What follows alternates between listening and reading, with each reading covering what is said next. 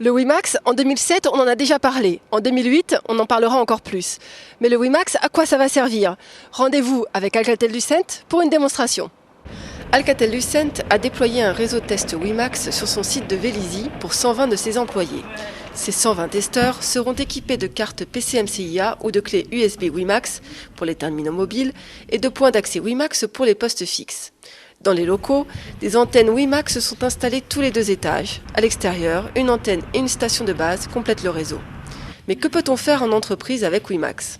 Alors, il faut regarder les débits de WiMAX d'une façon globale. Il faut regarder le débit qu'on peut fournir dans une certaine cellule, qui aujourd'hui est au minimum de 10 mégabits par seconde dans un secteur, et qui va continuer à évoluer en étant multiplié par 2 puis par 3. Et ensuite, ce débit est divisé entre plusieurs utilisateurs, mais il est clair qu'un utilisateur à un instant donné peut avoir des débits de l'ordre de 6 à 8 mégabits par seconde.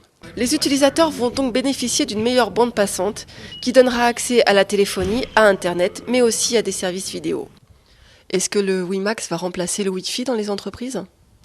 Ce n'est pas le but à terme, puisque le WiMAX est censé avoir une couverture beaucoup plus importante que celle du Wi-Fi. Par contre, il faut vraiment le voir comme étant un service complémentaire de celui du Wi-Fi. Autre atout du WiMAX, la mobilité, même si elle reste limitée en France aux déplacements à l'intérieur d'un même réseau. Sur Vélizy, Alcatel-Lucent a équipé un Segway d'un portable muni d'une carte PCMCIA WiMAX et d'une webcam. Le tout générant un flux vidéo de 200 kilobits par seconde, largement supporté par le réseau. Le signal est reçu en temps réel dans les bureaux au travers des antennes internes et d'un autre portable avec une carte PCMCIA. Hello, Xavier. Hello, Steve. Can you hear me? How are you? Okay. So you're moving. Yes, we are moving. Mais ce n'est qu'un début.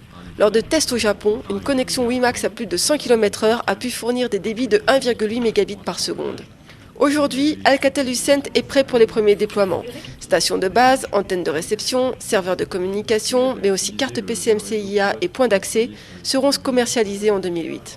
On attend également l'intégration de WiMAX dans les chipsets d'Intel, prévu mi-2008, tout comme les premiers smartphones Nokia ou HTC qui seront à la fois GSM et WiMAX. Une chose est sûre, le WiMAX va bel et bien décoller en 2008.